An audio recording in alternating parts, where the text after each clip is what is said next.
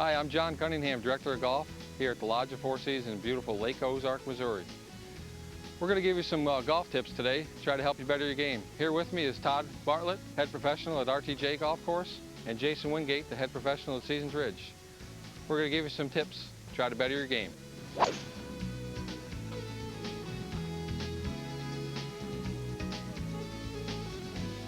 We're going to demonstrate here what common faults in golfers are when they try to hit the ball hard with a wood.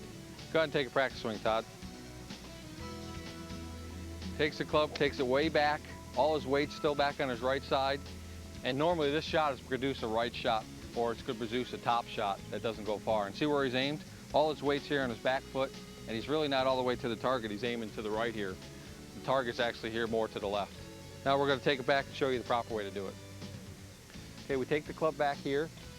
We take it back, we get it set. It's kind of about parallel. Now when you start to come through, you start to transfer your weight to your left side, and he goes all the way through. And look at his posture now, and look at the difference. He can stand there pretty much all day. His stomach and his belt buckle and everything's going towards the target, and look where he's finished up. That's what we're going to try to show you. Go ahead and hit one, Todd. Nice and smooth down there. Now, look at that posture. Look at the difference in the shot. He's standing there, ball's hit about 3 or 4 feet to the left of the pin. He's got a nice opportunity for an eagle, and you just need to trust it and let the club do the work. All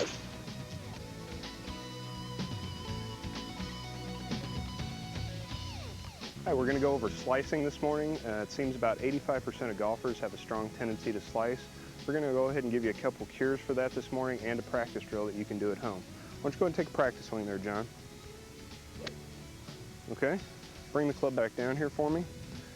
One of your strong tendencies for slicing is a really weak grip.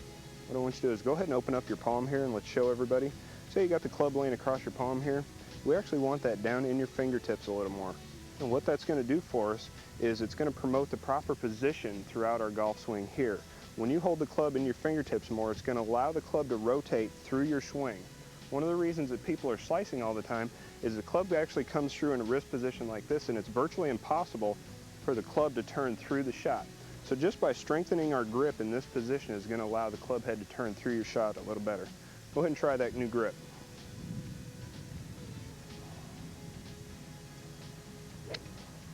Good. Okay, why don't you go ahead and hit one for us now.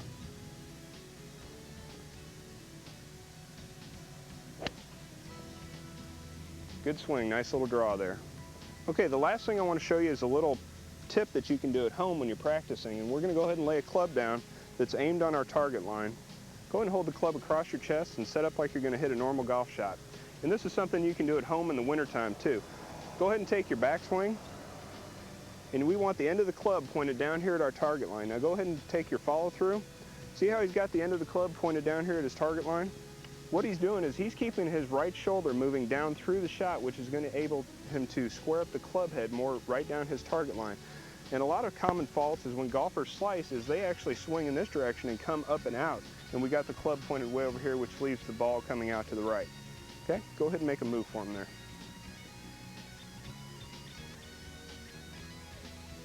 Real nice turn right down through there.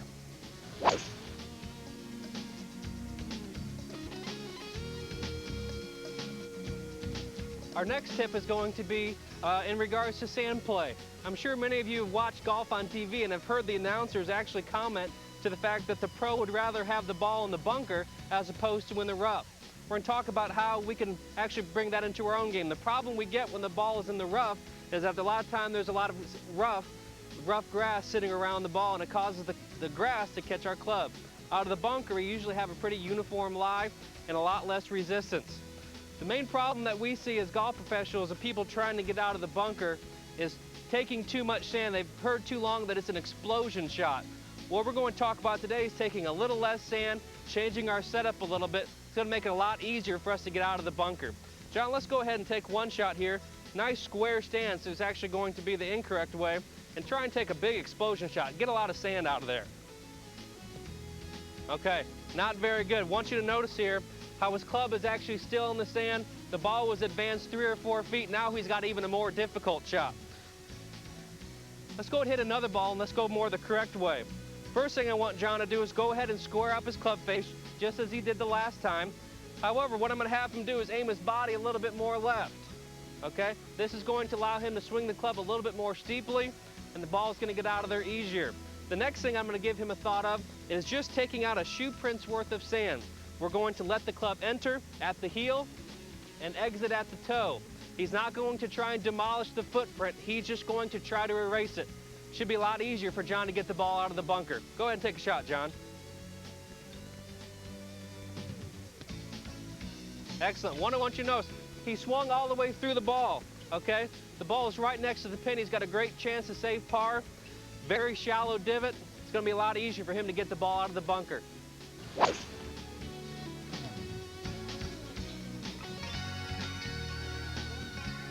All right, our next tip is going to cover short game area, chipping from slightly about 10, 15 yards off the green here. Too many golfers make the mistake of first grabbing their sand wedge or their pitching wedge to hit this shot. And we're going to go ahead and demonstrate two shots for you. Jason here is going to go ahead and hit his first shot with a sand wedge.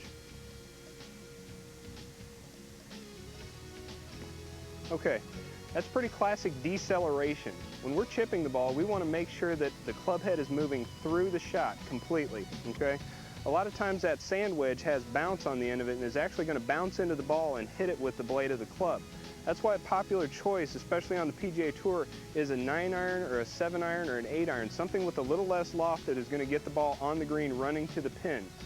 A good rule of thumb, Jason, is about 1/3 flight, 2/3 roll. So what we can do as a tip is try to pick out a spot on the green where we actually want to land the ball and then let it run the rest of the way to the hole. Okay, I've got a 9-iron here for Jason. He's going to try this time. Go ahead and set up here.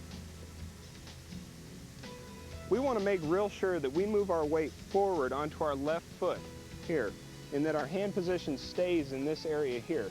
We want to treat the chip shot just like an extension of a putt. We don't want a lot of wrist bend in our shot, okay? Go ahead and demonstrate one for us there, Jason. Real good shot. Excellent chance of getting up and down for par. And what we want everyone to notice is the position that he was in when he hit that shot is he kept his hands forward of the shot. Whereas when he hit the sand wedge, he came here and stopped and tried to use his wrist in that direction there. One of the #1 things you can do in chipping is to keep those hands slightly forward and that weight on that left foot. I think that'll help you out.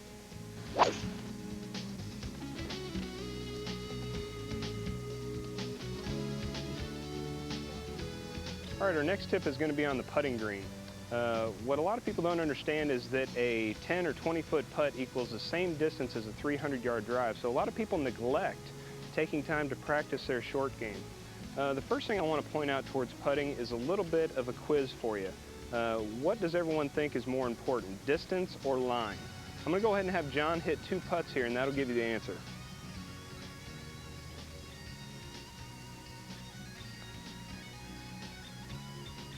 All right, great putt there, John. Good lag.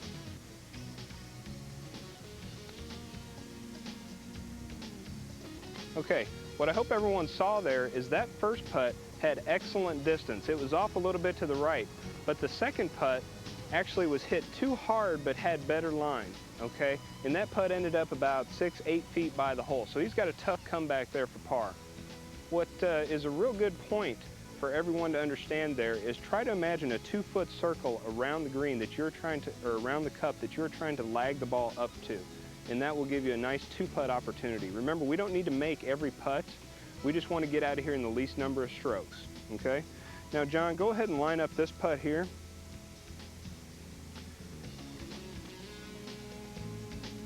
And this is a common fault that a lot of people do with their putting is they have a tendency to use too much wrist. Okay, see right there, a little too aggressive with the putter, but isn't that really hard to control as far as with your hands? Okay, what we want to do is we want to actually minimize the amount that our wrist moves and allows our shoulders to move back and forth, swing like a pendulum. Well, you might be asking, well, how do I control my distance if I'm just using my shoulders? Once we keep the same tempo every time on our putting stroke, all you have to do is take a little bit of a longer swing on your longer putts. It's going to help you control that distance a lot better. Go ahead and try another one now.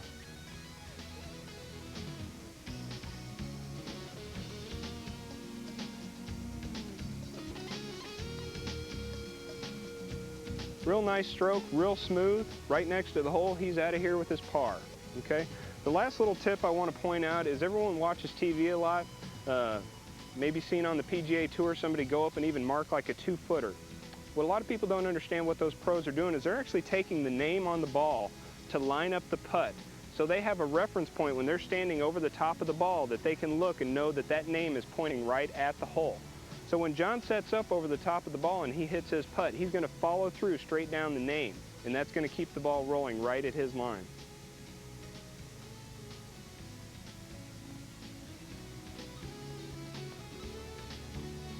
Good stroke, good results, good putt. We hope you enjoyed the golf tips, and if you have any other questions, please give us a call, and one of the golf professionals here at the Lodge will help you. We'll see you on the golf course. Have a good day.